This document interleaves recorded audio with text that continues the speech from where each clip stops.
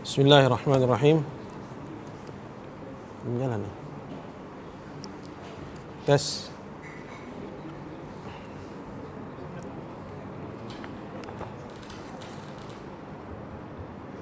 Tes. Bismillahirrahmanirrahim. Assalamualaikum warahmatullahi wabarakatuh.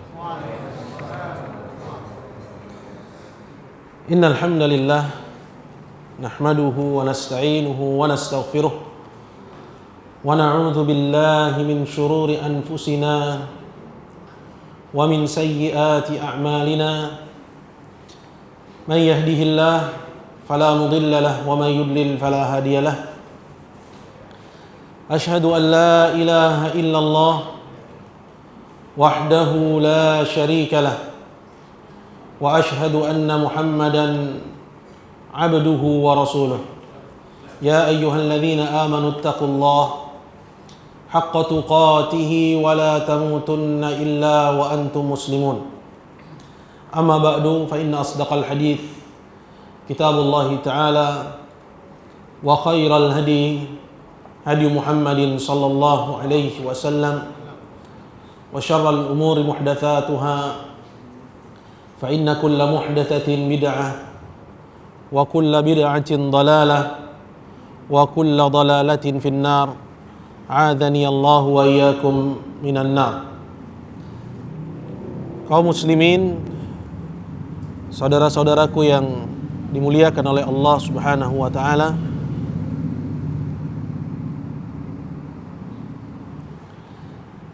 tes. Kembali di malam hari ini kita akan menyambung pelajaran kita dari pembahasan Kitab Tauhid karya Al-Imam Al-Mujaddid Syekh Muhammad bin Abdul Wahhab rahimahullahu ta'ala. Kita berada pada suatu bab yang bisa kita bilang dialah yang paling penting, yaitu bab tentang tafsir tauhid dan syahadat la ilaha illallah. Apa arti tauhid dan apa arti dari syahadat la ilaha illallah? Pada pertemuan yang lalu kita telah menyinggung sebagian dari makna tauhid, begitu juga makna syahadat dan makna la ilaha illallah. Dan di pertemuan kita pada malam hari ini kita akan mengambil dalil-dalil baik dari Al-Qur'an, yaitu ayat firman Allah Subhanahu wa taala,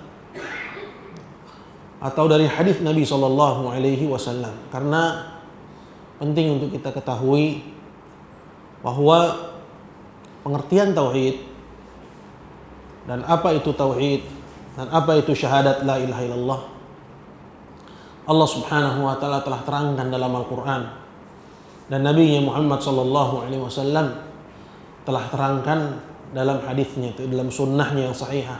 Kalau perkara salat saja, sedangkan dia merupakan rukun Islam yang kedua, begitu juga perkara puasa, perkara zakat, perkara haji, diterangkan oleh Allah Jalla wa'ala dalam Al-Quran, pendetilannya disebutkan dalam hadis yang banyak. Maka mustahil perkara yang merupakan rukun Islam yang pertama kemudian penjelasannya samar. Ini mustahil. Maka secara nalar, bahwa perkara tauhid merupakan perkara yang paling gamblang, perkara yang paling terang, perkara yang tidak ada sedikit pun kesamaran di dalamnya. Hadis yang dimuliakan Allah Subhanahu wa taala, penulis yaitu Al-Imam Mujaddid rahimahullahu taala pertama-tama membawakan firman Allah yang terdapat pada ayat yang ke-57 dari surat Al-Isra, di mana Allah Subhanahu wa taala berfirman, wa qaulullahi ta'ala, dan firman Allah taala, ulaika alladzina yad'un yabtaghuna ila rabbihimul wasilata ayyuhum aqrab wa yarjuna rahmatahu wa yakhafuna 'adzabah. Ayat ini menerangkan makna tauhid. Arti dari ayat ini, Kata Allah Subhanahu wa taala, ulaika. Yang dimaksud dengan mereka pada awal ayat ini adalah orang-orang yang diibadahi oleh orang-orang musyrikun. Ulaika alladzina yad'un. Karena takdirnya ulaika alladzina yad'unahum. Artinya bahwa para malaikat, orang-orang soleh, dan para nabi dan para wali yang diseru oleh orang-orang musyrikun. Ya, kalimat yad'un yaitu ad-du'a, yang artinya diseru, dan fa'ilnya, subjeknya adalah al-musyrikun. Jadi ayat ini berbicara tentang sesembahannya orang-orang al-musyrikin. Dan sembahannya orang-orang musyrikin itu ada banyak. Sebutkan oleh Syekh Muhammad bin Abdul Wahhab rahimahullahu taala dalam kitab beliau Al-Qawaidul Arba', bahwa di antara mereka ada yang beribadah kepada malaikat, ada yang beribadah kepada nabi, ada yang beribadah kepada wali, dan di antara mereka juga ada yang beribadah kepada batu, ada yang beribadah kepada pohon, ada yang beribadah kepada benda-benda mati. Ini diklasifikasikan menjadi dua. Jadi yang pertama adalah makhluk yang mulia, para malaikat, orang soleh, para nabi, para wali. Dan klasifikasi yang kedua adalah yaitu yang diibadahi dari benda-benda mati. Mereka beribadah kepada patung, mereka beribadah kepada batu, mereka beribadah kepada pohon, dan seterusnya. Nah, yang dimaksud dengan ayat ini adalah jenis yang pertama, yaitu dari ciptaan Allah Azza wa Jalla yang mulia, dari para malaikat, para nabi, para wali, orang-orang soleh. Nah, mereka ini merupakan objek ibadahnya musyrikin. Ulaika alladzina yad'un. Mereka yaitu orang-orang soleh, para malaikat, para nabi, dan para wali yang diseru oleh orang-orang musyrikin. Dan kalimat yad'un di sini, diseru, itu maknanya adalah doa. Artinya, baik mereka berdoa kepada orang-orang soleh, para malaikat, para nabi, para wali tersebut, dengan doa masalah atau dengan doa ibadah. Doa masalah artinya meminta, itu mereka minta, atau dengan doa ibadah artinya at-taqarrub, mendekatkan diri kepada sembahan-sembahan tersebut bi anwa'il ibadah, dengan berbagai macam ibadah, seperti adzabah, penyembelihan, seperti an-nadhar, bernadhar untuknya. Dan itu dilakukan di atas asumsi bahwa orang-orang soleh tersebut hanya sebagai perantara. Mereka tidak pernah meyakini bahwa orang-orang soleh itu bisa memenuhi hajat mereka, atau orang-orang soleh itu bisa mengabulkan doa mereka, mengangkat dari mereka bencana. Tidak, melainkan mereka meyakini bahwa orang-orang soleh itu hanya perantara antara mereka dengan Allah Subhanahu wa taala. Kata ayat ini, yabtaghuna ila rabbihimul wasilah. Mereka sendiri, yang dibicarakan pada ayat ini adalah siapa? Orang-orang saleh itu yang diibadai oleh orang-orang musyrikin. Mereka sendiri yabtaghun. Yabtaghun artinya yatlubun, mencari. Ya, mencari ya ila rabbihimul wasilah, kepada Rabb mereka wasilah. Wasilah artinya apa saja yang bisa mendekatkan diri mereka kepada Allah Azza wa Jalla. Maksudnya di masa hidupnya. Dulu orang-orang soleh itu di masa hidupnya mereka mendekatkan diri kepada Allah Azza wa Jalla. Itu mencari apa yang bisa menjadikan mereka dekat dengan Allah dari amalan-amalan soleh, dari amalan-amalan yang diridhai oleh Allah Subhanahu wa taala. Yabtaghuna ila rabbihimul wasilah ayyuhum aqrab. Mereka berlomba-lomba antara orang soleh yang satu dengan orang soleh yang lainnya. Mereka berlomba-lomba dalam mengerjakan amalan-amalan kebajikan. Siapakah dari mereka yang dekat kedudukannya, paling dekat kedudukannya dengan Allah Subhanahu wa ta'ala. Kemudian kata Allah Jalla wa ala, wa yarjuna rahmatahu. dan mereka sendiri mengharapkan rahmat Allah. Wa yakhafuna 'adzabah, dan mereka sendiri takut akan hukuman dan azab Allah Azza wa Jalla. Yang disebut oleh Syekh Muhammad bin Abdul Wahhab rahimahullah bahwa ayat ini menjelaskan makna tauhid. Menjelaskan makna tauhid. Dari mana? Ada yang bisa jelasin? Karena kita sudah paham apa makna dari ayat yang agung ini. Menceritakan tentang perbuatan siapa? Al-musyrikun. Orang-orang musyrikin yang diantara mereka beribadah kepada selain Allah. Dari para salihin, para aulia, para anbiya, para malaikat. Dan Allah ceritakan bahwa kondisi para salihin ini, mereka sendiri berusaha untuk mendekatkan diri kepada Allah. Mereka sendiri berusaha untuk mendapat rahmat Allah dan dijauhkan dari azab Allah. Kata Syekh Muhammad bin Abdul Wahhab, ayat ini menjelaskan makna tauhid. Dari sisi mana coba? Ada yang tahu? Kemarin udah disebut, udah singgung. Sekarang tinggal ngulangin aja.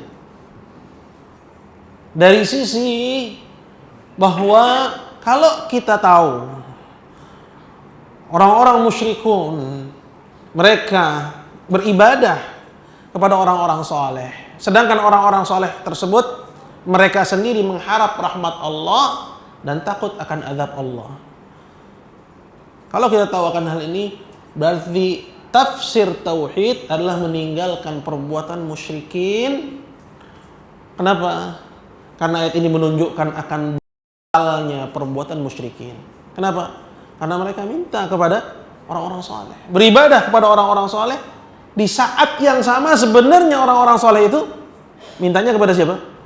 Kepada Allah Subhanahu wa ta'ala. Berharapnya kepada siapa? Kepada Allah Subhanahu wa ta'ala. Maka berharap kepada selain Allah, baik dia itu malaikat atau nabi atau wali, ini adalah perbuatan al-musyrikun yang Allah Jalla wa'ala terangkan bahwa amal ini adalah amal yang batal, amal yang batil dan tidak diterima oleh Allah Subhanahu wa ta'ala. Jadi ayat ini menerangkan amaliyahnya, ya, praktek ibadahnya musyrikin, dan juga menerangkan tentang objek ibadahnya musyrikin. Sekarang gini, ada orang menganggap, kalau dulu ya waktu SD, syirik itu nyembah berhala. Gambarnya apa? Ada orang lagi sujud sama patung. Berarti kalau kita nggak sujud sama patung, berarti bukan syirik. Kalau kita menyembelih untuk orang soleh, belum syirik. Kenapa? Karena kita nggak jembah patung. Betul? Ya, ini penyempitan makna syirik. Ya, bahwa kesyirikan adalah beribadah kepada selain Allah. Baik selain Allah itu benda mati, atau selain Allah itu ciptaan Allah yang Allah Azza wa Jalla muliakan, dari malaikat, nabi, para wali, orang-orang saleh. Syekh Muhammad bin Abdul Wahhab dalam kitab beliau Al-Qawaid Al-Arba', beliau mengatakan bahwa Allah mengutus nabinya ke tengah-tengah kaum yang mereka sudah beribadah kepada Allah, dan mereka juga punya praktek ibadah yang beraneka ragam. Sebutin di antara mereka yang beribadah kepada orang saleh, di antara mereka yang beribadah kepada patung. Apa kata Syekh Muhammad bin Abdul Wahhab di kitab tersebut? Faqatalahumur Rasul sallallahu alaihi wasallam jami'an wa lam yufarriq bainahum. Semuanya diperangi oleh Rasulullah sallallahu alaihi wasallam, dan Nabi enggak milah-milih siapa di antara mereka. Oh, kalau yang ibadahnya kepada patung syirik. Kalau yang diibadahi adalah orang soleh, bukan, berarti bukan kesyirikan. Kenapa? Karena objeknya orang soleh. Tidak. Kemudian beliau mengutip firman Allah Subhanahu wa taala yang berbunyi, waqatiluhum hatta la takuna fitnah, dan perangilah mereka semua sampai tidak ada lagi fitnah. Apa makna fitnah? Asyirk, kesyirikan. Jadi ghayah, tujuan dari risalah al-Islam, dari ajaran al-Islam yang dibawa oleh Nabi Muhammad SAW adalah apa? Membersihkan bumi dari kesyirikan kepada Allah Subhanahu wa ta'ala. Udah paham kita ya ayatnya ya? Sisi pendalilan juga ngerti ya? Jadi seperti itu. Bahwa makna tauhid dan makna syahadat la ilaha illallah adalah meninggalkan apa yang dilakukan oleh musyrikin. Beribadah kepada orang soleh. Dan peribadatan kepada orang soleh itu bukan minta sama si orang soleh itu. Bukan berharap kepada malaikat, kepada wali, kepada nabi, tidak. Kenapa? Karena orang-orang musyrikin dulu tidak pernah minta kepada selain Allah Subhanahu wa taala. Mereka mintanya kepada siapa? Kepada Allah. Mintanya kepada Allah. Nah, ini poin yang jarang juga ya kita dengar ada yang menyampaikan bahwa orang-orang musyrikin sudah beribadah kepada Allah. Orang musyrikin itu kenal Allah, pertama. Kedua, sudah beribadah kepada Allah. Ketiga, sudah ngerti ya bahwa mereka menghargai nilai-nilai kebaikan dan mencela nilai-nilai keburukan. Kesimpulannya, masyarakat musyrikin di mana Nabi kita diutus ketika itu di sana, jangan kita bayangkan mereka itu kaum barbar. Enggak, mereka orang yang suka memuliakan tamu. Mereka kaum yang suka membantu orang yang lemah, sehingga ada namanya perjanjian hilful fudul. Mereka ta'ahadu, mereka mengikat perjanjian ini. Kejadiannya sebelum apa? Sebelum datangnya al-Islam. Ta'ahadu, mengikat perjanjian untuk apa? Gak boleh satupun orang di Mekah yang terzalimi kecuali kita kembalikan haknya. Mereka kenal nilai-nilai kebaikan dan mereka tahu dan mereka cela nilai-nilai keburukan. Lihat, mereka kenal Allah, mereka beribadah kepada Allah, mereka punya nilai-nilai akhlak. Tapi kok masih diperangi oleh Nabi SAW? Apa masalahnya dan apa pasal? Ya ini, karena mereka meninggalkan at-tauhid. Apa itu tauhid? Itu memberikan ibadah hanya untuk Allah Subhanahu wa taala. Emang apa yang mereka lakukan? Mereka beribadah kepada Allah. Namun di samping ibadah mereka kepada Allah, mereka beribadah kepada selain Allah Subhanahu wa taala. Ini sebab mereka diperangi oleh Nabi kita Muhammad sallallahu alaihi wasallam. Apa dalilnya bahwa mereka sudah beribadah kepada Allah? Udah Anda sebutin waktu itu. Apa yang bisa sebutkan? Firman Allah Jalla wa Ala, "Fa idza raqibu fil fulki da'awullaha mukhlishina lahud din." Kalau mereka naik ke lautan, naik ke kapal, ya, kemudian berlayar di lautan, kemudian mereka dihantam gelombang, di situ mereka apa kata Allah? Da'awullaha. Di situ mereka berdoa kepada Allah. Apa kita bilang doa? Doa ibadah atau bukan ibadah? Doa ibadah. Doa wal ibadah. Doa adalah ibadah. Da'awullaha. Lihat. Mukhlisin. Mukhlisin apa? Tauhid. Di situ mereka hanya menyeru Allah saja. Bahkan dalam ayat yang lain yang menerangkan argumen yang sama juga, kata Allah Jalla wa'ala, dhalla man tad'uhu illa iya. Mereka lupa dengan apa yang biasa mereka seru, illa iya, kecuali Allah.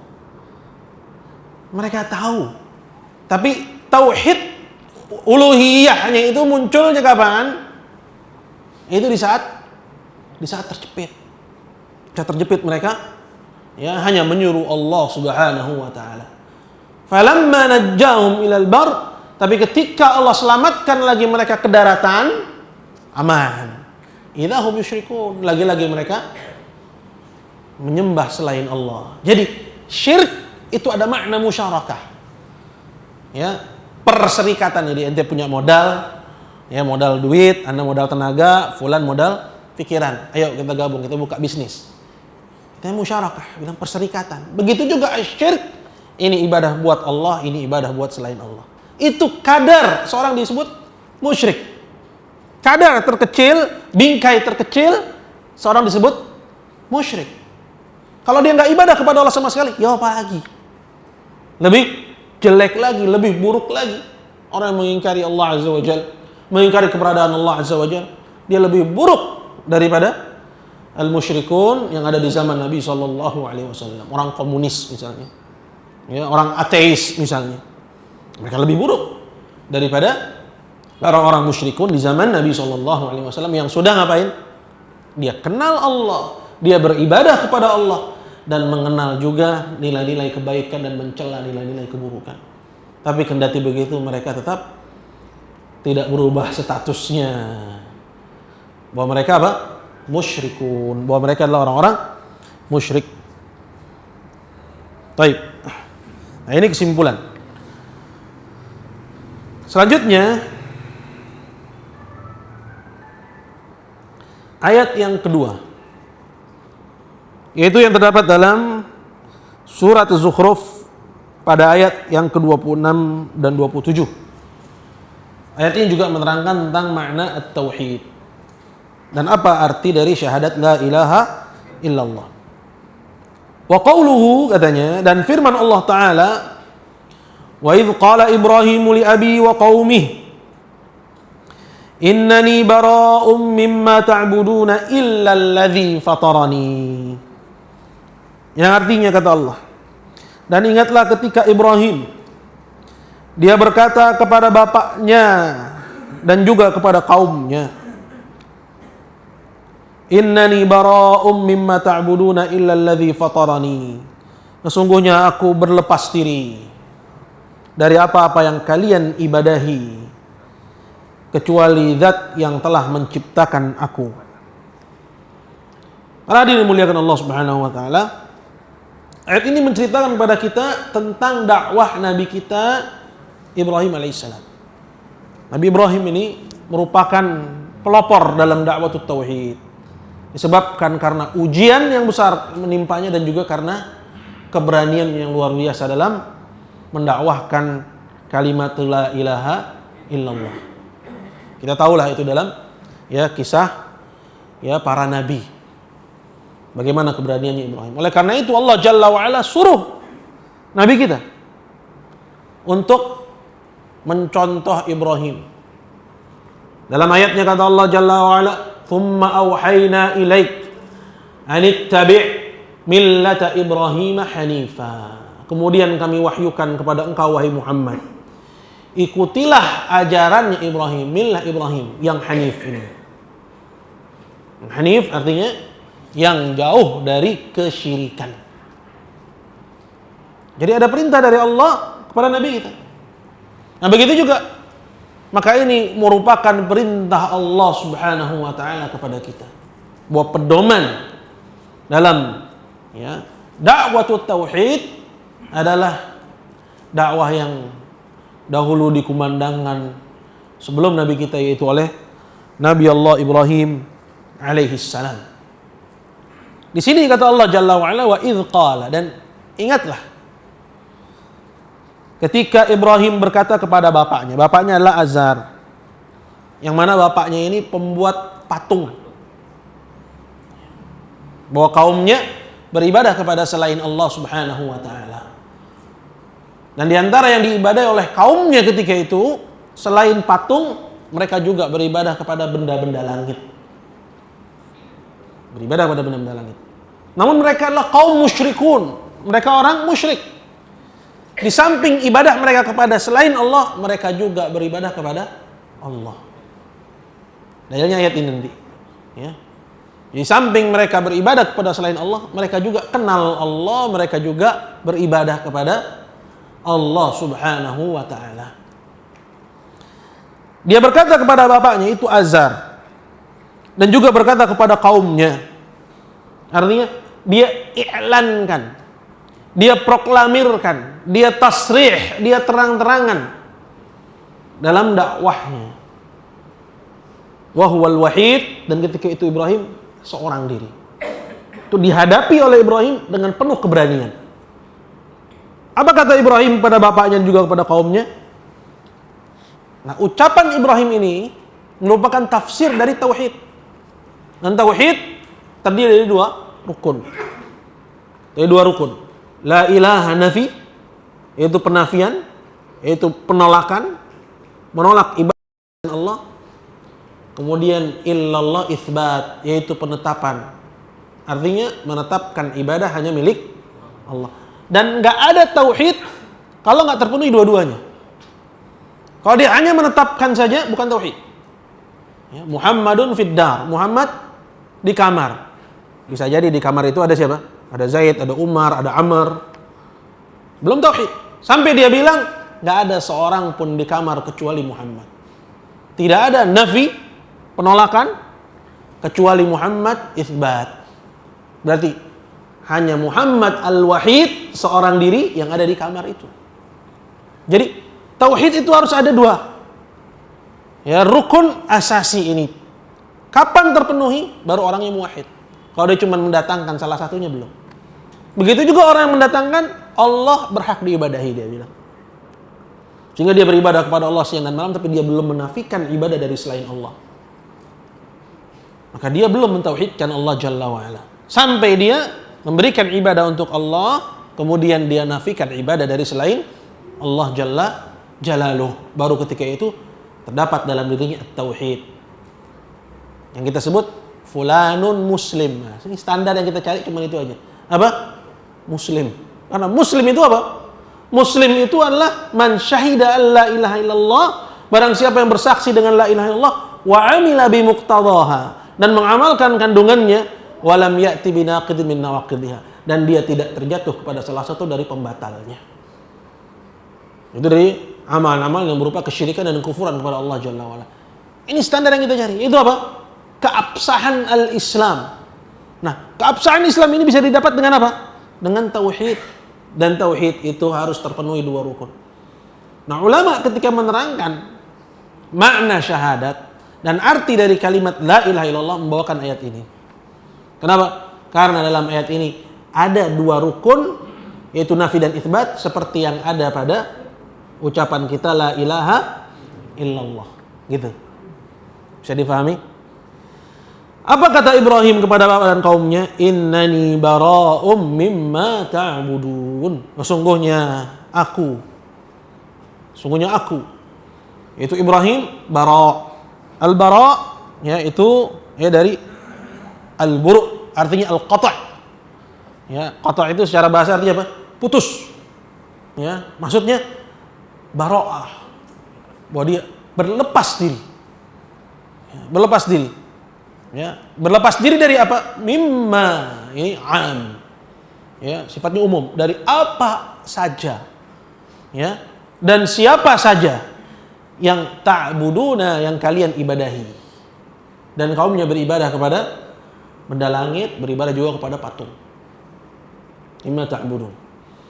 Dan kepada para penyembah matahari, bulan dan bintang, Ibrahim menegakkan hujjah. Ya, sebagaimana Allah terangkan dalam Al-Qur'an. Begitu juga kepada para penyembah patung, Ibrahim menegakkan hujah dengan penuh keberanian. Innani bara'um mimma ta'budun. Tapi kaumnya juga beribadah kepada Allah. Maka oleh karena itu perlu ihtiras. Perlu ya disebutkan di situ pengecualian. Ya, kenapa? Karena kaumnya di samping beribadah kepada selain Allah juga beribadah kepada Allah. Maka dikecualikanlah Allah ini. Illalladzi fatarani, kecuali yang menciptakan aku enggak berlepas diri darinya. Nah, itulah tauhid. Yaitu keberlepasan diri kita dari apa-apa yang diibadahi selain Allah Jalla wa'ala, dan mengakui bahwa ibadah itu hanya milik Allah Subhanahu wa ta'ala semata, tidak ada sekutu baginya. Jadi ayat ini ikhwah sekalian dimuliakan Allah Subhanahu wa taala yang menerangkan akan makna tauhid, ya, di mana pada ucapan Ibrahim terdapat an-nafi dan itsbat. Dikatakan oleh Syekh Ibnu Utsaimin rahimahullahu taala, kata beliau yaqul dalam syarahnya, fadalla ala anna at-tauhid. Maka ayat ini dia menunjukkan bahwasanya tauhid la yatimmu, tidak tercapai, tidak terwujud, nggak bisa diartikan tidak sempurna. Maksudnya tidak terwujud tauhid itu. Illa bil kufri bima siwallahi wal imanu billahi wahdah, kecuali dengan dua rukun ini. Apa itu? Seorang harus mengingkari apa saja selain Allah sebagai zat yang berhak diibadahi. Dia harus ingkar. Malaikat nggak boleh diibadahi, nabi nggak boleh diibadahi, orang soleh nggak boleh diibadahi, para wali nggak boleh diibadahi. Ya, begitu juga jin tidak boleh diibadahi, tempat-tempat yang dikeramatkan nggak boleh diibadahi, kuburan yang dikeramatkan nggak boleh diibadahi.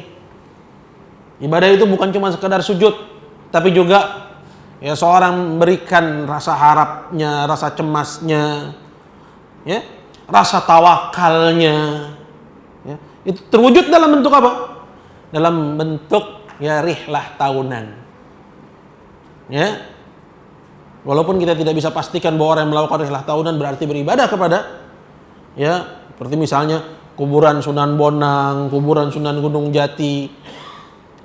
Tidak bisa kita pastikan kecuali kalau dia tasrih, ya, terang-terangan mengungkapkan apa yang ada dalam hatinya. Tapi perbuatan ini akan menyeret hati manusia sehingga akhirnya apa? Dia tergantung kepada selain Allah Jalla wa Ala. Ya. Awalnya dia cuman apa? Cuman wisata rohani. Ya.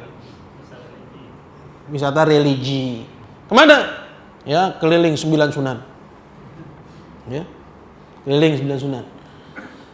Namun dari niat wisata religi itu akhirnya apa?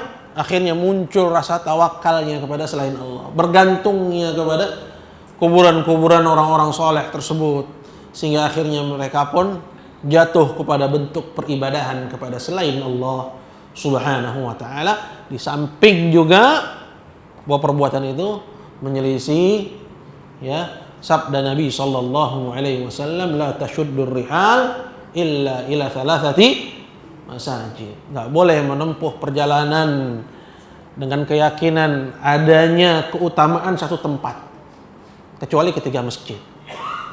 Yang menyengaja menempuh perjalanan jauh dengan, ya, keyakinan adanya keutamaan satu tempat, itu tidak dibolehkan dalam Islam kecuali ketiga masjid, Masjidil Haram, Masjid Nabawi, dan Masjid Al-Aqsa. Masjid Nabawi aja bukan karena kuburan Nabi, tapi karena apa? Masjidnya kemudian sudah sampai di Masjid Nabawi, ya baru kita ziarah. Tapi kalau dari Indonesia, ya, niatnya untuk ziarah ke makam Nabi, ini menyelisihi sabda Nabi Sallallahu Alaihi Wasallam sendiri. Ya, jadi cinta sama Nabi itu wajib. Namun cintailah Nabi dengan cara yang dia cintai. Itu lebih wajib. Cintailah Nabi dengan cara yang dia cintai. Artinya jangan kita improvisasi dalam beragama, ya, sehingga kita jatuh kepada pelanggaran. Nah, kembali kepada pembahasan, hadirin dimuliakan Allah Subhanahu wa taala, kata Syekh Ibnu Utsaimin rahimahullah bahwa ayat ini menerangkan tauhid itu tidak terwujud kecuali dengan dua rukun, nafi dan itsbat. Menafikan ibadah dari selain Allah dan menetapkan ibadah hanya untuk Allah. Kemudian beliau mengutip firman Allah Jalla wa Ala yang terdapat dalam suratul Baqarah ayat 256, di mana Allah Jalla wa Ala berfirman, "Faman yakfur bit-taghuti wa yu'min billah faqad istamsaka bil urwatil wuthqa." Dan barang siapa yang kufur kepada taghut, itu mengingkari peribadahan kepada taghut. Taghut itu apa saja yang diibadahi selain Allah dan dia ridha. Dia ingkar terhadap itu. Ya. Apa saja yang diibadahi selain Allah, dia harus ingkari peribadahan tersebut sebagai peribadahan yang batil. Dzalika bi annallaha wal haq. Yang demikian itu karena hanya Allah yang berhak diibadahi. Wa annama yad'una min dunihil batil. Dan bahwa apa saja yang diibadahi selain Allah adalah batil. Apa saja, siapa saja, mau bagaimanapun tinggi derajat dia, kalau urusannya adalah urusan ibadah, itu hanya haknya siapa? Alladzi fatarani, yang dia yang menciptakan aku, kata Ibrahim, illalladzi fatarani, kecuali yang telah menciptakan aku. Jadi dalam surat Al-Baqarah itu ayat 256, "Faman yakfur bit-taghuti wa yu'min billah", barang siapa yang kufur kepada taghut, dia beriman kepada Allah, faqad istamsaka bil urwatil wuthqa, dia berarti telah berpegang dengan bul tali yang amat kuat. Kufur itu nafi, penolakan terhadap ibadah kepada selain Allah, dan beriman kepada Allah itu itsbat, ya, bahwa yang berhak diibadahi itu hanya Allah Subhanahu wa taala semata. Baru ketika itu faqad istamsaka bil urwatil wuthqa, dia berarti telah berpegang dengan buhul tali yang amat kuat. Nah gitu. Jadi yang diibadahi itu hanya alladzi fatarani. Nah, kembali kepada ayat tadi, disebutkan oleh Syekh Ibnu Utsaimin rahimahullah taala bahwa pada penyebutan illalladzi fatarani, ya, kata Ibrahim kan, innani bara'um mimma ta'budun. Sesungguhnya aku ini berlepas diri dari apa saja yang kalian ibadahi. Illalladzi fatarani, ihtiras, pengecualian. Kecuali kepada siapa? Yang telah menciptakan aku enggak berlepas diri darinya. Disebutkan oleh Syekh Ibnu Utsaimin rahimahullahu taala, kenapa Ibrahim enggak bilang illallah? Kan bisa aja Ibrahim bilang illallah. Sungguhnya aku berlepas diri dari apa-apa yang kalian ibadahi kecuali Allah. Tapi Ibrahim bilang apa? Kecuali yang telah menciptakan aku. Padahal yang menciptakan aku juga siapa? Allah. Kenapa? Nah ini faedah Masya Allah dari Syekh Ibnu Utsaimin rahimahullahu ta'ala. Kata beliau, yaqul walam yaqul illallah li faidatain. Ibrahim enggak menyebut kecuali Allah, tapi yang dia sebut apa? Kecuali yang menciptakan aku. Ini ada dua faedah di sini. Ada dua rahasia di sini. Yang pertama, al-isyaratu ila illati ifradillah bil ibadah. Itu sebagai isyarat. Ya, alasan kenapa hanya Allah saja yang berhak diibadahi. Apa jawabnya? Karena hanya Dia yang menciptakan. Karena hanya Dia yang menciptakan, maka juga hanya Dia yang diibadahi. Maka disebut illalladzi fatarani, seperti itu. Dan orang-orang musyrikin mengakui dan mengimani bahwa yang menciptakan itu hanya Allah. Sudah tahu mereka, sudah beriman mereka akan hal itu. Ya. Makanya digedor, ya, keyakinan mereka itu. Kalau betul keyakinanmu itu bahwa yang menciptakan hanya Allah, kenapa kamu beribadah kepada selain Allah? Karena ibadah itu hanya boleh diberikan pada yang menciptakan. Ya, digedor dari sisi itu. Dan argumen Al-Quran banyak tentang hal itu. Seperti misalnya firman Allah Jalla wa'ala, afama yakhluqu kaman la yakhluq, afala ta'qilun. Apakah yang menciptakan mau disamakan dengan yang tidak menciptakan? Apa kalian gak berakal? Ya, jadi hanya yang menciptakan Dia saja yang berhak menerima ibadah kita. Kemudian yang kedua kata Syekh, qala al-isyaratu ila butlani ibadatil asnam. Kenapa Ibrahim sebutkan illalladzi fatarani, enggak dibilang illallah? Itu sebagai isyarat akan batalnya peribadahan kepada selain Allah. Dari sisi apa? Bahwa mereka enggak bisa menciptakan. Ya. Maka kata Allah Jalla wa Ala dalam satu ayat, Allah Subhanahu wa taala ya berfirman itu pada surat Fatir. Pada surat Fatir pada ayat yang ke-13 dan 14 itu dijelaskan batilnya atau batalnya peribadahan kepada selain Allah. Kata Allah Jalla wa Ala, walladzina tad'una min dunih. Apa-apa yang kalian seru selain Allah, kalian berdoa kepadanya selain Allah. Doa di sini ada dua ya, selalu kita larikan ke situ. Yang pertama doa apa? Doa masalah, yaitu minta. Yang kedua doa apa? Doa ibadah. Itu memberikan ya peribadatan seperti sujud, seperti ruku', seperti khusyuk, seperti tawakal, ya. Begitu juga an-nadhar, adz-dzabh, bernazar, menyembelih untuknya, itu disebut dengan doa ibadah. Kata Allah, walladzina tad'una min duni. Yang kalian seru selain Allah. Ma yamlikuna min qitmir. Mereka enggak memiliki walau kulit ari apa? Biji kurma. Ya, habis makan kurma, coba lihat bijinya, ambil kulit arinya. Mereka enggak menguasai walaupun benda yang ya sesederhana itu. La yamlikuna min qitmir. Kata Allah selanjutnya, in tad'um, kalau kalian seru mereka, kalian panggil mereka, la yasma'u du'aakum. Mereka enggak mendengar seruan kalian. Yang datang ke Sunan Gunung Jati, yang datang ke ya Pangeran Jayakarta, yang datang ke kuburan Habib Kuncung, yang datang ke kuburan ya Habib Luar Batang. Ya. Ini situs-situs ya, yang kita harus tahu bahwa sebagian umat Islam beribadah kepada selain Allah pada tempat-tempat itu. Kita harus tahu, ya, Nabi saja mendata, maka kaum muslimin juga harus mendatanya. Ya. Bahwa mereka la yamlikuna min qitmir, tidak memiliki walau kulit ari biji kurma. In tad'uuhum, kalau kalian seru mereka, la yasma'u du'aakum, mereka enggak bisa mendengar seruan kalian. Walau sami'u, kalau anggap mereka bisa mendengar. Mastajabu lakum, mereka enggak bisa mengabulkan doa dan permintaan kalian. Wa yaumal qiyamati yakfuruna bisyirkikum, dan nanti di akhirat justru mereka, kalau benar mereka orang soleh di dunia, mereka adalah orang soleh semasa hidupnya, mereka yang akan mengingkari kesyirikan kalian. Mereka duluan yang bakalan protes dengan kesyirikan orang-orang yang muja mereka itu. Mereka yang akan protes. Ya. Yakfuruna bisyirkikum wala yunabbi'uka mithlu khabir. Jadi ayat ini menerangkan kepada kita tentang batalnya peribadahan kepada selain Allah Subhanahu wa taala. Nah. Masih ada waktu? Baik, kita akhiri aja 3 menit ya. Karena kita masuk kepada ayat yang berikutnya. Karena ya nggak bisa dipotong nanti. Ya.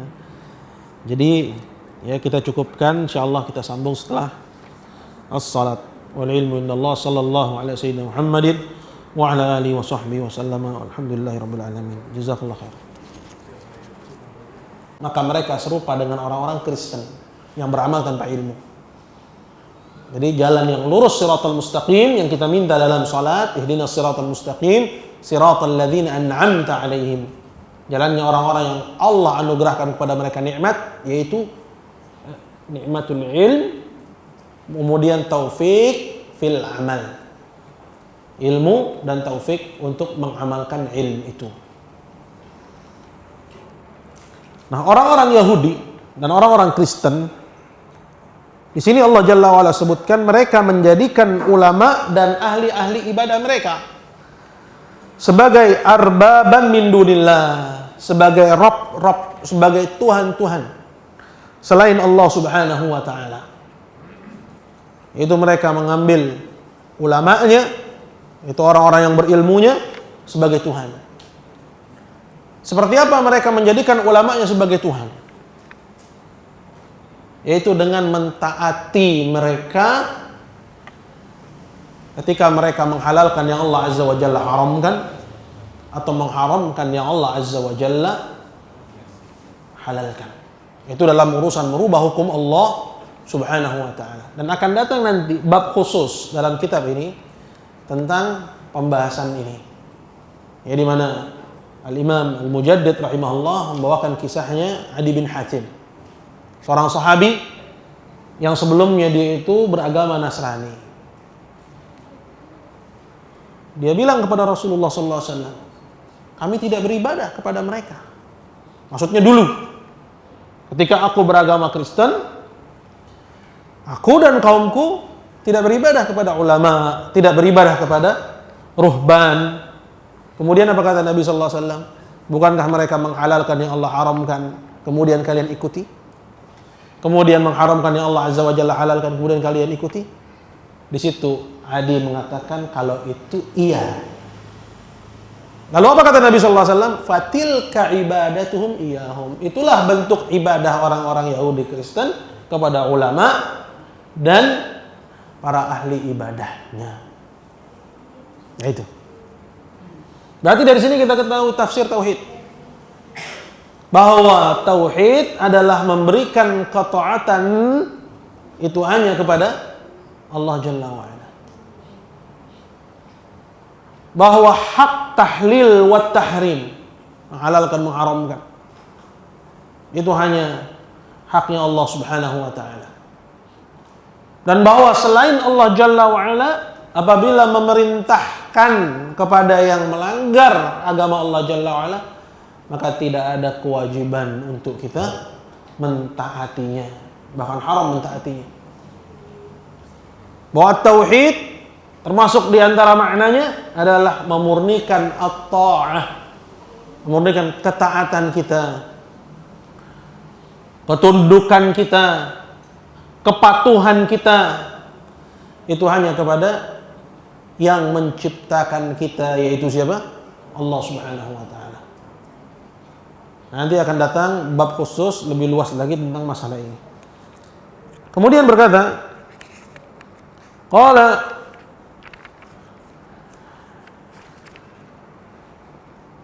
wa ruhbanahum, yang kedua ruhban. Ya. Ruhban ini adalah yaitu ubbad, para ahli ibadah. Bagaimana bentuk ibadah mereka kepada ubbad, kepada rahib-rahib mereka? Yaitu dengan memberikan ibadah mereka kepada para rahib-rahib tersebut. Menjadikan mereka sebagai wali yang mereka ibadahi. Mereka berikan berbagai macam bentuk peribadahan ya kepada wali-wali tersebut. Menyembelih untuknya, bernazar untuknya, memberikan rasa harap, rasa cemas, rasa takut. Begitu juga bertawakal kepadanya. Ya. Mengagungkannya dengan pengagungan yang sama dengan pengagungan kepada Allah atau lebih. Itu lebih besar daripada pengagungannya kepada Allah Subhanahu wa taala. Ini bentuk peribadahan kepada ruhban. Kemudian kata Allah Jalla wa Ala, "Wa ma umiru illa liya'budu ilahan wahida." Padahal mereka, siapa yang dimaksud dengan mereka di sini? Al-Yahud wan Nasara. Tidak diperintahkan kecuali untuk beribadah kepada Allah saja. Jadi di sini kita ketahui bahwa orang-orang Yahudi, orang-orang Kristen dalam perkara tauhid itu sama dengan kita. Cuman mereka meninggalkan tauhid. Artinya mereka disuruh Allah untuk mengucapkan syahadat sama seperti halnya kita disuruh untuk mengucapkan syahadat. Memberikan ibadah kepada Allah semata, tidak beribadah kepada selain Allah. Begitu juga kita disuruh beribadah kepada Allah semata dan tidak beribadah kepada selain Allah Jalla wa Ala. Karena ini tauhid. Wa ma umiru illa liya'budu ilahan wahida. Dan mereka tidak diperintahkan melainkan untuk beribadah kepada Allah semata.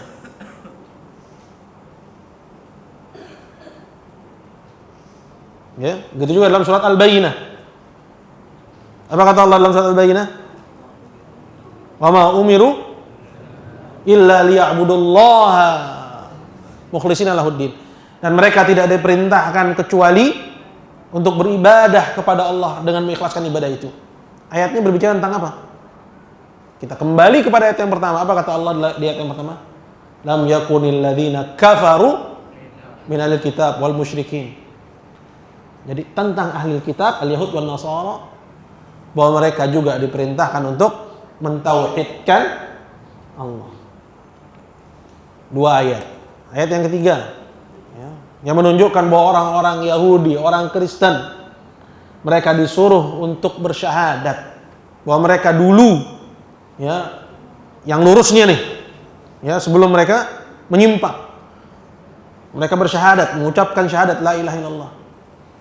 Dalam Al-Quran kata Allah Subhanahu wa ta'ala, "Qul," bilang kepada mereka, wahai Muhammad, "Ta'alau," ya, kembalilah kalian, ila kalimatin sawa'in bainana wa bainakum, kepada kalimat yang sama antara kami dan kalian.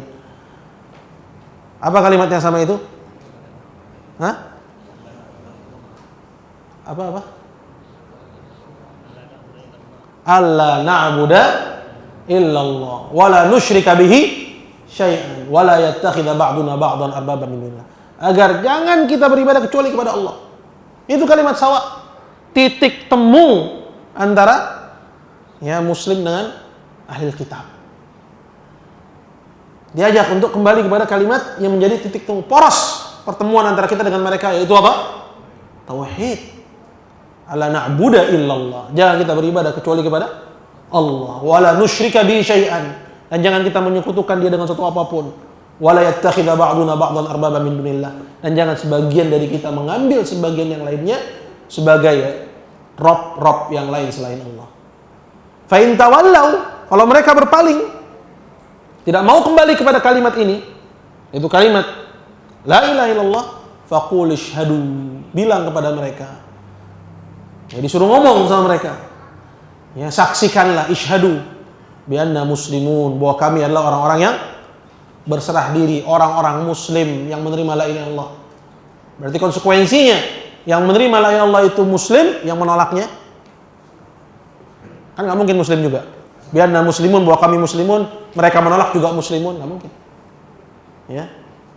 Berarti kalau bi anna muslimun, kalau kami, bahwa kami adalah orang-orang muslim, wa antum, kalian kuffar, kalian orang-orang kafir. Kalian orang-orang kafir. Jadi yang meninggalkan tauhid, menolak at-tauhid, mereka adalah orang-orang kafir. Walaupun beribadah kepada Allah. Ya. Walaupun dia berakhlak, karena orang-orang musyrikin dulu juga sudah berakhlak. Seperti itu. Ya, karena ibadah di samping tauhid tidak dinilai ibadah. Akhlak tanpa akhlak yang paling tinggi, yaitu akhlak kepada Allah, tidak disebut sebagai akhlak. Jadi kembali kepada pembahasan, kata Allah Subhanahu wa taala, "Wa ma umiru illa liya'budu ilahan wahida." Subhanahu wa taala amma yusyrikun.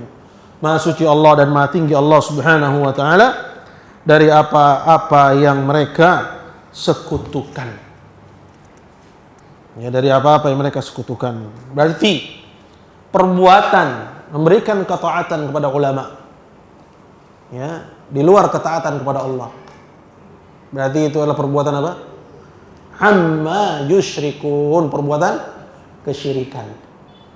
Memberikan ibadah kepada para wali, kepada orang saleh, pada ahli ibadah, bahwa itu perbuatan disebut dengan perbuatan apa? Amma yusyrikun, sebagai perbuatan kesyirikan. Ya. Seperti itu. Nah, apa tafsir tauhid pada ayat ini? Jelas, yaitu meninggalkan perbuatan al-Yahud wan Nasara yang mengambil ulamanya, ya, sebagai Rabb. Bagaimana bentuk mengambil ulama sebagai Rabb? Yaitu dengan mentaatinya dalam perkara yang melanggar aturan Allah. Begitu juga beribadah kepada para ubat, para aulia, para orang-orang saleh, meninggalkan perbuatan itu semua. Baru ketika itu seorang, ya, selamat dari kesyirikan itu. Di tafsir tauhid adalah meninggalkan perbuatan al-Yahud wan Nasara. Selanjutnya yaqul qala wa qawluhu ittakhadhu ahbarahum wa ruhbanahum arbaban min dunillah. Baik, ini udah ya. Ayat yang berikutnya, ayat yang keempat,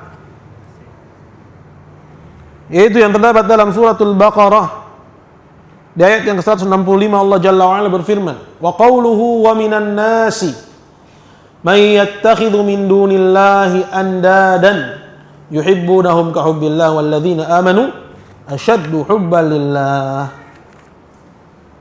Yang artinya, dan di antara manusia, yaitu al-musyrikun, orang-orang musyrikun, ada yang mengambil selain Allah sebagai tandingan bagi Allah. Andad artinya tandingan, dia bentuk jamak dari niddun, ya, tandingan bagi Allah. Tandingan dalam perkara apa?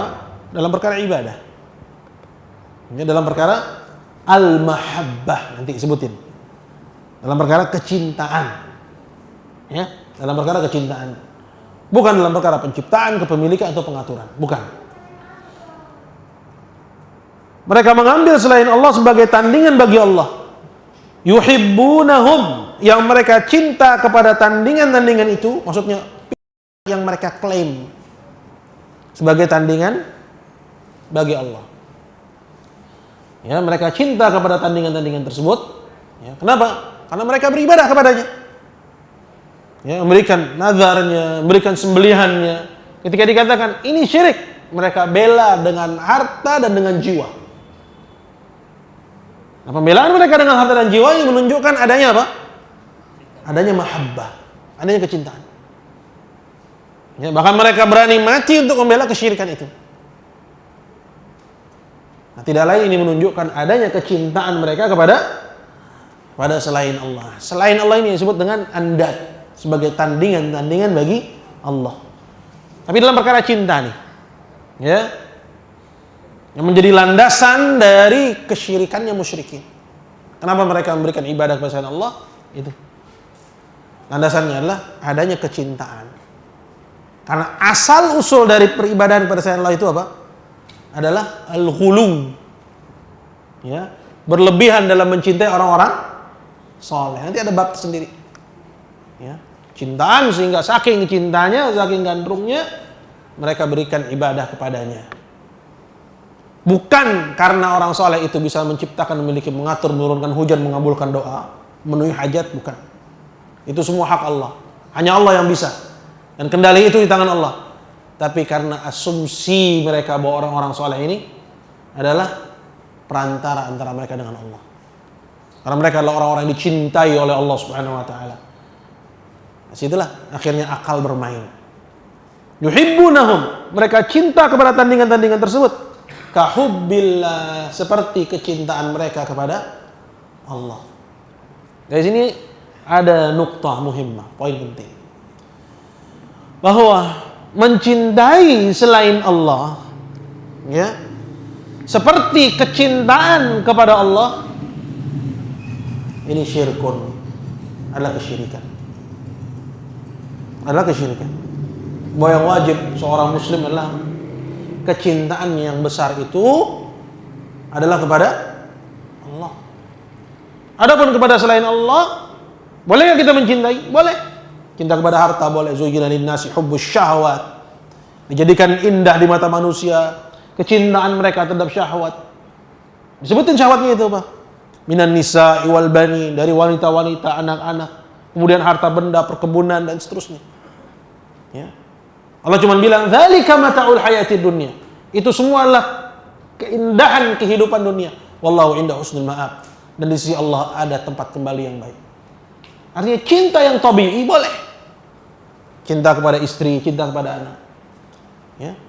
Tapi kalau kecintaan kepada keluarga, kepada harta, sampai menandingi kecintaan kepada Allah atau lebih besar daripada kepada Allah, disitulah kesyirikan itu. Ya, walaupun belum habis ayatnya kita baca, tapi sudah bisa ditangkap apa kesimpulannya. Bahwa termasuk tafsir tauhid adalah memberikan kecintaan yang paling besar hanya kepada Allah Azza wa Jalla. Dan bahwa tidak boleh seseorang mencintai selain Allah dengan kecintaan yang sama porsinya dengan kecintaan dia kepada Allah. Itu orang yang ada dalam hatinya cinta kepada Allah. Lantas bagaimana dengan orang yang hatinya kosong dari kecintaan kepada Allah? Nasallallahu as-salamah. Maka setiap kita bertanya pada dirinya masing-masing, ketuk hatinya, adakah kecintaan dia kepada Allah? Kalau sudah ada, ketahuilah bahwa cinta kepada Allah belum cukup. Ya, sampai dia menjadikan kecintaan Allah yang paling besar daripada kecintaannya kepada selain Allah Jalla wa ala. Bahwa cinta saja kepada Allah belum cukup. Saya cinta kepada Allah. Tapi kalau cintanya kepada Allah masih setara dengan kecintaannya kepada selain Allah, dia baru sampai ke levelnya musyrikun. Karena orang musyrikun berdasarkan ayat ini, orang musyrik cinta nggak kepada Allah? Cinta. Yang antara faedah yang bisa kita petik dari ayat ini menunjukkan bahwa urusan cinta kepada Allah itu bukan monopolinya orang yang beriman saja. Bahwa orang musyrikun juga punya kecintaan kepada Allah. Sebut sini. Yattakhidhu min dunillahi andadan yuhibbunahum kahubbillah. Mereka cinta kepada tandingan-tandingan tersebut seperti kecintaan mereka kepada Allah. Artinya ada kecintaan mereka kepada Allah, cuman mereka mencintai selain Allah dalam porsi yang sama seperti kecintaan mereka kepada Allah. Nah, ayat ini juga ditafsirkan dengan tafsiran yang lain, kahubbillah, maksudnya seperti kecintaannya orang-orang yang beriman kepada Allah. Jadi tafsiran yang pertama, seperti kecintaan mereka sendiri kepada Allah. Tafsiran yang kedua, seperti kecintaannya orang yang beriman kepada Allah. Dan kecintaannya orang yang beriman kepada Allah besar. Karena Allah Azza wa Jalla bilang selanjutnya apa? Walladzina amanu asyaddu hubban lillah. Dan orang yang beriman lebih besar kecintaannya kepada Allah. Artinya apa? Menurut tafsiran yang pertama, bahwa orang-orang musyrikin mengambil selain Allah sebagai tandingan Allah. Mereka mencintai tandingan-tandingan tersebut seperti kecintaan mereka kepada Allah. Berarti orang musyrikun punya kecintaan kepada Allah. Ya. Cuman mereka mencintai juga selain Allah dalam porsi yang sama. Menurut tafsiran yang kedua, seperti kecintaannya orang yang beriman kepada Allah. Dan kecintaan orang yang beriman kepada Allah besar. Berarti kecintaannya musyrikin kepada selain Allah sangat besar juga. Ya, juga sangat besar. Walladzina amanu asyaddu hubban lillah. Dan orang-orang yang beriman, ya, kecintaan mereka kepada Allah itu amatlah besar, lebih besar kecintaannya kepada Allah. Ya, lebih besar kecintaannya kepada Allah Subhanahu wa taala. Nah, menurut tafsiran yang kedua juga kita ambil, ya, dalil bahwa orang musyrikin punya kecintaan kepada Allah juga. Kenapa? Karena maksud dari tafsiran kedua itu walladzina amanu asyaddu hubban lillah, dan orang-orang yang beriman lebih besar kecintaannya kepada Allah daripada kecintaan musyrikin kepada Allah. Berarti orang-orang musyrikin juga mencintai Allah Subhanahu wa taala. Itu. Ya. Nah, inti dari ayat ini seperti yang tadi telah diuraikan, ya, di mana bahwa pada ayat ini terdapat tafsir tauhid, ya, disebutkan, ya, oleh ya Syekh Ibn Utsaimin rahimahullahu taala bahwa makna tauhid atau tafsir tauhid pada ayat yang agung ini, ya, bahwa seorang muslim hendaknya memberikan kecintaan yang paling besarnya itu kepada Allah dan meninggalkan seperti apa yang dilakukan oleh orang-orang musyrikin, yaitu mencintai selain Allah seperti kecintaan kepada Allah Subhanahu wa taala. Baik, kita ambil satu lagi dalil, ya, biar pertemuan yang akan datang udah masuk ke dalam bab yang baru. Ya, mohon kesabarannya. Anda sabar, Pak. Anda harus lebih sabar. Anda 4 jam tadi jalan. Berangkat jam 2, biasanya jam 6.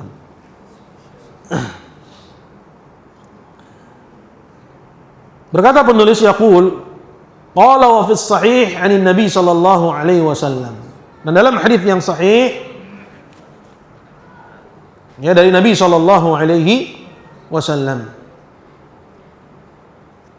annahu qala, bahwasanya beliau bersabda, man qala la ilaha illallah wa kafara bima yu'badu min dunillah haruma maluhu wa damuhu wa hisabuhu 'ala Allah azza wa jalla.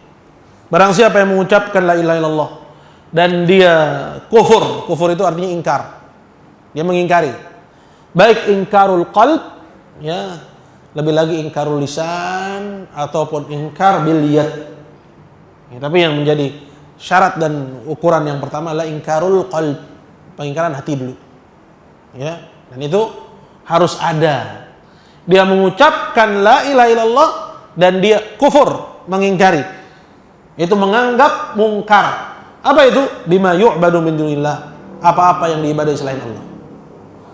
Dan kalimat apa-apa yang diibadahi selain Allah ini mencakup siapa saja dari makhluk hidup atau apa saja, ya, dari benda mati yang diibadahi selain Allah dengan berbagai macam bentuk peribadahan, ya, baik sujudnya, baik rukuknya, baik ta'zimnya, pengagungannya, baik khusyuknya, ya. Kan orang mandiin keris itu khusyuk, ya, khusyuk dia. Dia datangkan semua syaratnya, dia mandikan kerisnya. Itu ibadah kepadanya. Ya, itu ibadah kepadanya. Memandikan pusaka itu ibadah kepadanya. Ya, ritual-ritual kepada benda-benda pusaka itu ibadah kepadanya. Ya. Nah, apalagi negeri kita ini banyak orang, ya, Islam abangan, Islam kejawen. Ya, harus ngerti, ya, mana yang itu ajaran Islam dan mana yang bukan. Buang semua yang bukan ajaran al-Islam, yang bertentangan dengan Islam. Ya, budaya kalau sudah bertentangan dengan Islam nggak boleh dipertahankan. Ya, kalau, ya, pertimbangannya karena itu budaya maka harus dilestarikan, maka Nabi dulu berarti salah. Karena dia nggak melestarikan apa? 360 berhala yang ada di dalam perut Ka'bah, malah dihancurin sama Nabi sallallahu alaihi wasallam. Qul ja'al haqqu wa zahaqal batil, innal batila kana zahuqa. Ditonjok itu berhala-berhala oleh Rasulullah sallallahu alaihi wasallam dengan tongkatnya. Nggak ada istilah melestarikan budaya kalau sudah bertabrakan dengan agama Allah Subhanahu wa taala. Nah, di sini terdapat tafsir tauhid. Apa itu? Bahwa seorang bukan hanya mengucapkan la ilaha illallah, ya, tapi dia dituntut setelah mengucapkan harus mengingkaran hati.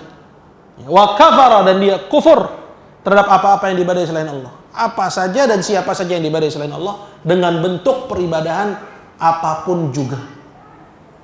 Ya, dan ini menuntut untuk seorang mengerti. Ya, mengerti. Ya, dan juga mengetahui kesyirikan-kesyirikan yang ada di lingkungannya. Ya, karena orang yang cinta kepada tauhid mengajak kepadanya. Dan cinta kepada tauhid berarti ya memperingatkan umat dari lawannya. Gimana dia memperingatkan orang dari kesyirikan sedangkan dia nggak tahu ya kesyirikan yang ada di lingkungannya. Kan dia harus tahu. Ya, wa kafara bima yu'badu min dunillah, dan dia kufur. Dia mengingkari, yaitu ingkarul qalbi, hati dulu. Ya.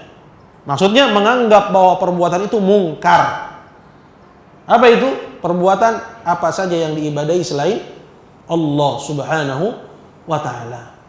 Nah, baru ketika itu dapat fasilitas, baru dia ketika itu muslim. Apa fasilitas seorang muslim? Haruma maluhu. Terlindungilah darahnya. Ini fasilitas sebagai seorang muslim. Ya, bahwa seorang muslim haram atas muslim yang lain untuk menumpahkan darahnya.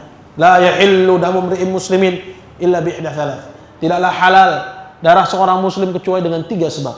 Tanpa 3 sebab enggak boleh. Ya. Artinya hukum asalnya bahwa darah seorang muslim itu apa? Haram. Ya. Dan nah sekarang kapan seorang dianggap muslim? Nah, tadi disebutkan. Dia mengucapkan la ilaha illallah dan dia kufur dengan apa-apa yang diibadahi selain Allah Subhanahu wa taala. Baru ketika itu dia muslim. Haruma maluhu, terlindungi darahnya, begitu juga damuhu, dan juga hartanya, wa hisabuhu 'ala Allah taala. Artinya secara zahir kalau dia mengucapkan syahadat dan tidak terjatuh kepada pembatalnya, kita perlakukan dia sebagai seorang muslim. Kondisi bahwa dia bohong-bohongan di depan kita, itu urusan dia nanti di hadapan Allah Subhanahu wa taala. Nah, begitu juga sebaliknya. Kalau dia menampakkan kekufuran, maka perlakuan kita kepadanya perlakuan terhadap orang kafir. Karena al-hukmu bil-zahir wallahu yatawalla sarair. Penilaian itu sesuai yang tampak, dan yang enggak kelihatan itu urusan Allah Subhanahu wa taala. Itu maksud dari wa hisabuhu 'alallahi taala. Dan hisab mereka, perhitungan mereka itu nanti di sisi Allah Subhanahu wa taala. Jadi syahid yang dimaukan pada hadis yang agung ini dari tafsir tauhid, bahwa seorang juga dituntut mengingkari ingkarul qalbi. Ya, dia harus tahu apa-apa yang diibadahi selain Allah dan dia anggap itu perbuatan yang mungkar. Ya, kemudian dia tinggalkan. Ya. Baru ketika itu orang tersebut dia disebut muslim. Adapun yang mengucapkan saja, ya, kalau mengucapkan saja disebut muslim, berarti orang-orang munafikun muslimun. Orang munafikun mengucapkan syahadat, ya, menampakkan al-Islam, menyembunyikan kekufuran, ya, namun mereka di akhirat apa? Fid darkil asfali minan nar. Mereka di akhirat di tempat lembah yang paling dalam dari neraka jahanam. Maka enggak cukup hanya dengan mengucapkan. Maka mengucapkannya, kemudian mengamalkannya, dan harus jaga diri tidak jatuh kepada salah satu dari pembatalnya. Itu muslim. Jadi dhabit seorang muslim, kita harus ingat kapan seorang disebut muslim? Mengucapkan 2 kalimat syahadat, kemudian yang kedua apa? Mengamalkan kandungannya, kemudian yang ketiga apa? Tidak terjatuh kepada salah satu dari pembatal-pembatalnya. Nah, demikian hadirin dimuliakan Allah. Dengan ini Ya, kita anggap selesai dari bab kita. Insyaallah pada pertemuan yang akan datang kita masuk kepada bab yang berikutnya. Wal ilmu indallah. Sallallahu ala sayyidina Muhammadin wa ala alihi wa sahbihi wasallam. Alhamdulillahi rabbil alamin.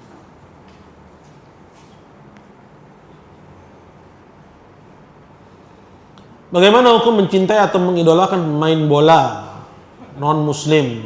Apakah termasuk merusak akidah? Iya. Ini haram hukumnya. Mencintai orang kafir dikarenakan keahliannya nggak boleh. Ya. Karena masalah mahabbah, ya ini babnya lain. Ya, tapi kita ya mengambil ilmu darinya karena ilmu tersebut tidak terdapat dalam misalnya pada orang muslimin, maka dibolehkan. Tapi kalau sudah jatuh kepada al-mahabbah, ini masuk dalam yang disebut dengan mualat. Ya, ini hukumnya haram. Ya, sampai mencintai orang kafir. Dan kalau ya kecintaan itu ya naik kelas, misalnya sampai kepada menginginkan keunggulan orang kafir dari orang muslim, batal Islamnya. Ini disebut dengan tawalli. Ya, jadi ada dua, ada mualat, ada tawalli. Mualat itu mencintai orang kafir karena keahliannya, karena kehebatannya. Ya, ini hukumnya haram, nggak boleh mencintai, karena ini urusannya al-mahabbah. Allah Jalla wa'ala bilang dalam Al-Quran, la tajidu qauman yu'minuna billahi wal yawmil akhir yuwadun. Kamu tidak akan dapati satu kaum yang dia beriman kepada Allah dan hari akhir, kamu berkasih sayang dengan orang-orang yang memusuhi Allah dan Rasulnya. Dia beriman kepada Allah dan hari akhir, di samping keimanan dia kepada Allah dan hari akhir, dia berkasih sayang dengan orang-orang yang memusuhi Allah dan Rasulnya. Sebut wud itu mahabbah. Ya, kata Allah, kamu Muhammad nggak akan dapati model orang beriman yang seperti ini. Artinya apa? Artinya standar iman tidak memberikan kasih sayang kepada orang-orang kafir. Tapi masalah tidak memberi kasih sayang bukan berarti ya melancarkan permusuhan, menindaknya, mengganggunya, membunuhinya. Ini babnya lain. Ya, babnya lain. Orang sering salah paham dalam masalah ini. Dia kita bilang nggak boleh mencintai orang kafir, dia menganggap berarti ya membunuhnya, langsung mengancamnya di jalan, mengganggunya. Enggak. Ya, jangan salah paham. Karena Allah Jalla wa'ala larang ya dari mengganggu orang-orang kafir yang tidak memusuhi kita, tidak memerangi kita, dan tidak mengusir kita dari negeri-negeri kita. Ya, ayatnya jelas ya. La yanhaakumullahu 'anil ladzina lam yuqatilukum fid din wa lam yukhrijukum min diyarikum an tabarruhum. Allah enggak larang kalian dari orang-orang yang tidak yang memusuhi kalian, tidak mengusir kalian dari negeri kalian untuk kalian berbuat baik kepada mereka. Jadi bedakan antara urusan berbuat baik dengan wud, dengan mawaddah, dengan kecintaan, dengan mahabbah. Mahabbah nggak boleh, bihal sama sekali. Tapi berbuat baik kalau dia nggak memusuhi boleh. Tapi kalau dia memusuhi, nggak ada berbuat baik sama padanya. Gimana memusuhi? Menistakan agama kita, ya mencela agama kita, mencela ulama kita, itu musuhi. Berlaku untuk orang seperti ini ayat yang lain. Ya, itu firman Allah Subhanahu Wa Taala. Wa innakathu min ba'di ahdihim wa ta'anu fi dinikum faqatilu a'immatal kufri innahu la aymana lakum la'allahum yantahun. Kalau mereka membatalkan perjanjian damai dengan kalian untuk tidak saling mengganggu, ya, membatalkan perjanjian damai. Wa innakathu aymanahum min ba'di ahdihim, setelah sebelumnya kita ya terikat untuk saling jaga. Ba'di ahdihim. Wa ta'anu fi dinikum, dan dia mencela agama kalian. Apa kata Allah? Faqatilu a'immatal kufri. Bunuh pemimpin-pemimpin kekufuran itu. Innahu la aymana lahum la'allahum yantahun. Karena ketika itu tidak ada lagi ya perlindungan bagi mereka, dan itu semua agar mereka berhenti dari mempermainkan agama kita. Jadi ya, kembali kepada pembahasan. Kalau yang ditanyakan adalah mahabbah kepada orang kafir, hukumnya haram.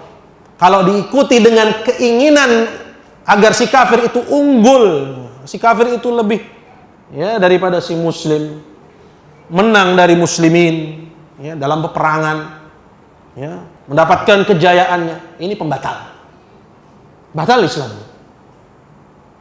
Syekh Muhammad bin Abdul Wahab rahimahullah taala menyebutkan hal ini dalam pembatal yang ke-8. Ya, termasuk pembatal keislaman, ya, yaitu menginginkan atau menolong atau membela orang-orang kafir dalam memerangi orang-orang Islam, bahwa orang tersebut, ya, kafar ijma'an, dia telah batal Islamnya berdasarkan ijma'. Ya, disebutkan oleh Syekh Abdul Aziz Ar-Raji'i, hal ini, ya, menunjukkan, ya, tidak adanya dalam diri dia keimanan, yaitu ketika dia menginginkan si kafir itu unggul dari orang-orang muslim, ya. Kekufuran itu unggul daripada syariat Islam. Orang itu ma'dumul iman, hilang keimanannya. Tapi kalau cuma mencintainya karena kehebatannya, karena misalnya kepemimpinannya, ya, ini nggak sampai jatuh kepada pembatal, nggak batal Islamnya, tapi jatuh kepada perkara yang haram. Itu tafsil, ya, rincian dari para ulama kita rahimahumullah. Allahu a'lam. Baik, lagi. Ya, Pak. Ya.